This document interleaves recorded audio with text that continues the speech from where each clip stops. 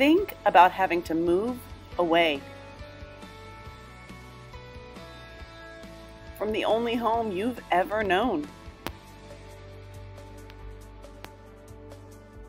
What would you miss the most? School? Friends? What if it was to save someone's life? What would you give up for them? Your favorite activities? Your favorite food? Your bedroom? Everything you know. Time is doing all that for her little brother. Val has to be in New York for a new cancer treatment. It could save his life, even if time has to let go of hers. Read Counting Time by Melanie Conklin.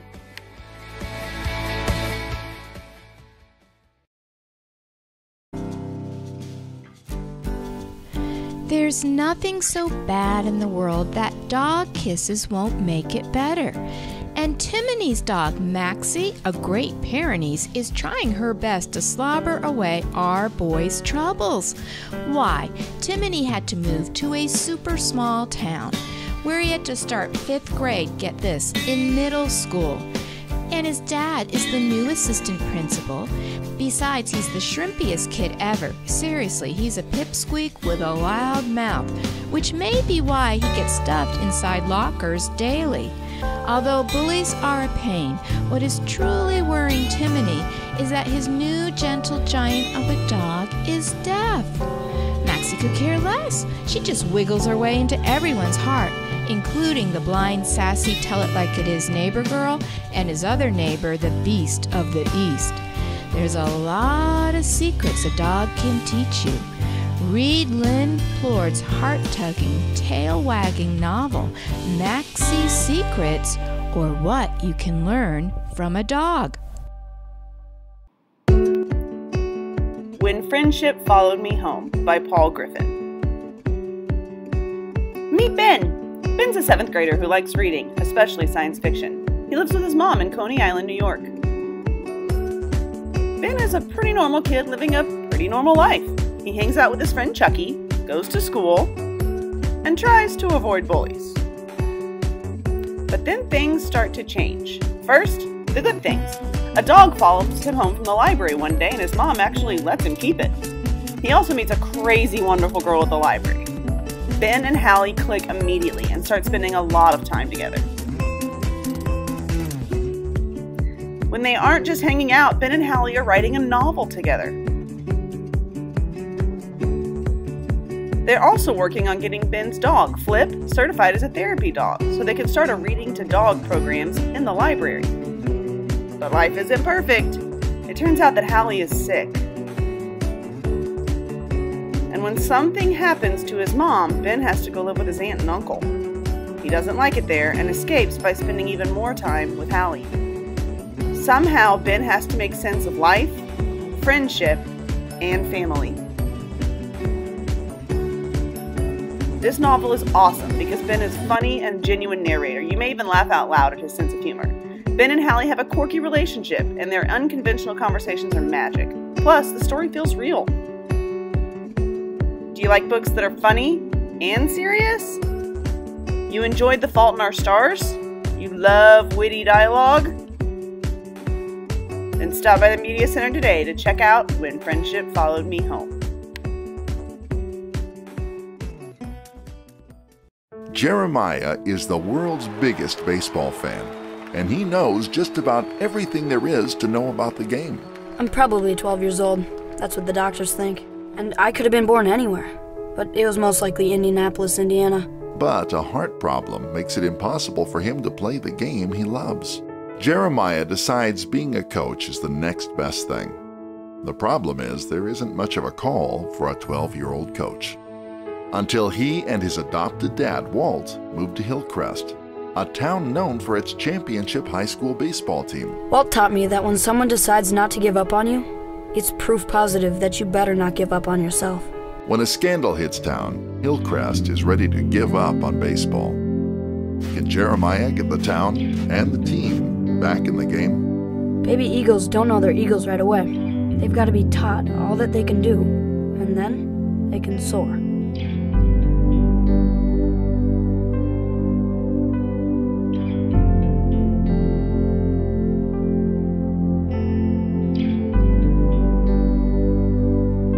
Read Soar by Joan Bauer. We just moved to Bahia de la Luna. Mom and Dad say the cool, salty air will help my sister Maya, but I miss my friends and old life. It's always foggy here, and there are ghosts. Maya has questions for the ghosts, but I want nothing to do with them. But soon it will be Dia de los Muertos, a celebration to honor the dead, which means I'll have to get over my fears to help my sister, and myself.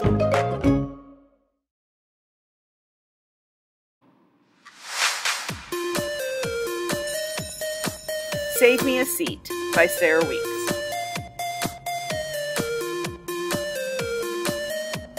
Robbie and Joe seem to be complete opposites. They may be from different places, but they're stuck in the same place right now: school. Robbie is from India. He's new to school. He's small, smart, and full of self-confidence. Joe is a tall, awkward kid from New Jersey. He suffers from a disorder where too much noise distracts him. Joe is also missing his two best friends who moved away this summer. Unfortunately, the thing Robbie and Joe have in common is the class bully. The class bully is an Indian American boy named Dylan.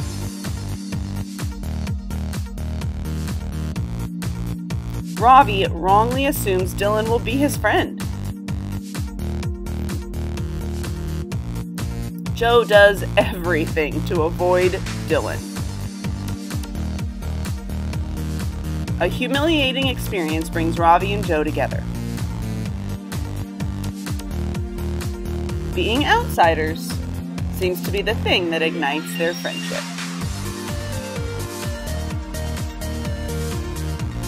Robbie and Joe have a common mission, to take control of their lives in one crazy week. If you liked Wonder by R.J. Palacio, or because of Mr. Turrup, you will love Save Me a Seat. Unbound, a novel in verse. Grace can't take this any longer. She has to escape now. What would you do if you were a slave who was about to be separated from the only family you've ever known? Grace is a slave that has just turned old enough to work in the big house. But she can't keep her mouth shut, which is problematic for the missus. So the missus wants to auction her or her family off to fellow slave owners, where they would be forever separated. Grace makes her plan to escape with her family.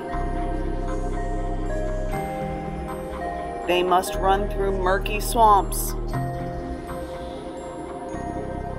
where there are dangerous creatures lurking about. They must hide from people who search for them with whips, and their canines who will sniff them out on command. Will Grace and her family make it to freedom? Find out in Unbound. If you like historical fiction or novels in verse, this is the book for you.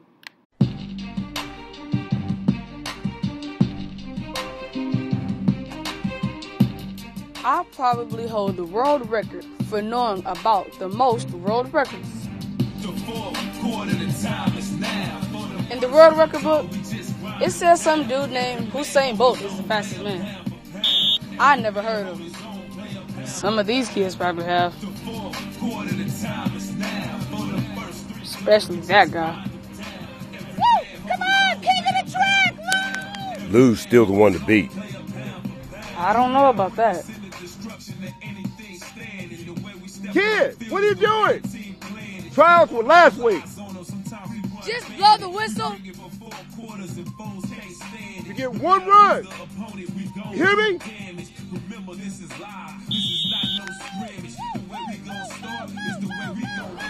I'm Coach Brody, and I run the City Defenders track team. And? I'm worth my contract, that's why they call me money maker. Even if you run a double team, I'm still gonna take them. A simple play becomes the game winner, watch me shake them. The fourth quarter, the time is now. For the first three go, we just grind them down. Okay, newbies, in order to get dinner, you have to tell one thing about yourself that most people don't know about.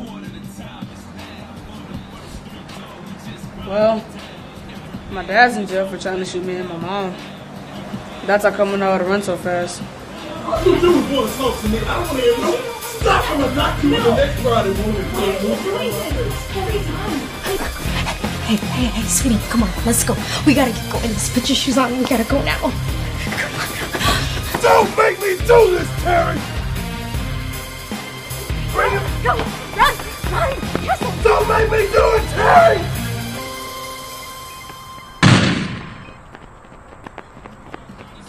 Ghost, can't run away from yourself. Ain't nobody that fast. We will not be defeated.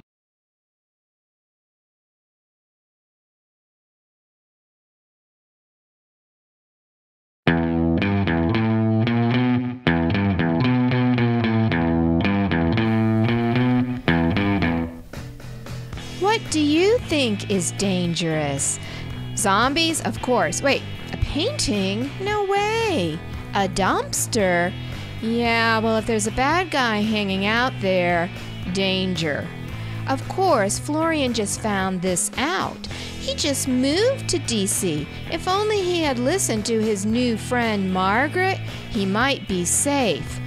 And now the Romanian mafia is after him, so is the FBI. They keep texting him. If only Florian hadn't been so observant, a little Sherlock. Wait, don't call him that. So he figured out who stole the famed painting from the National Gallery of Art. Solving mysteries is easy when you have toast. Wait, not that kind. Toast is Florian's technique for deciphering clues. If you add up a bunch of little details, it can reveal a larger truth. But can Toast get him out of this jam? Read author James Ponty's action-packed novel, Framed, a Toast Mystery. Moo. This book has already won the Newbery Medal by Sharon Creech. Rena didn't realize how much she enjoyed her city life until she moved to Maine.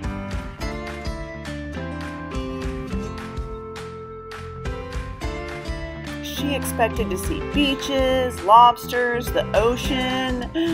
Instead, she met Zora, who would change her life forever. The truth is, Zora was ornery and stubborn, wouldn't listen to anybody, and was selfish beyond selfish, and filthy, caked with mud and dust, and moody. You better watch it. Follow Rena as she meets Miss Falala and her animals. Polly the pig, China the cat, Edna the snake, Zora the cow. Rena will teach you about dealing with change, understanding others. Read Moo. The Seventh Wish by Kate Messner. Charlie feels like she's always coming in last. From her mom's new job to her sister's life at college, everything seems more important than Charlie. Then one day, while ice fishing, Charlie makes a discovery that will change everything, in the form of a floppy fish, offering to grant a wish in exchange for freedom. Charlie can't believe her luck, but soon realizes that this fish has a very odd way of granting wishes, as even her best intentions go awry. But when her family faces a challenge bigger than any they've ever experienced, Charlie wonders if some things might be too important to risk on a wish fish. Read The Seventh Wish. Do one of these books sound amazing to you? Well, get ready for the red carpet book release. It will be Tuesday morning at 7:30 a.m. So when you get here Tuesday morning, grab a number from the red chair in front of your section and wait. At 7:30, we'll start calling numbers, and 1 through 10 get to come, and then 11 through 20, until all of these awesome award books are gone. So if you want to be one of the first ones to get your hands on these awesome books, get here early Tuesday morning.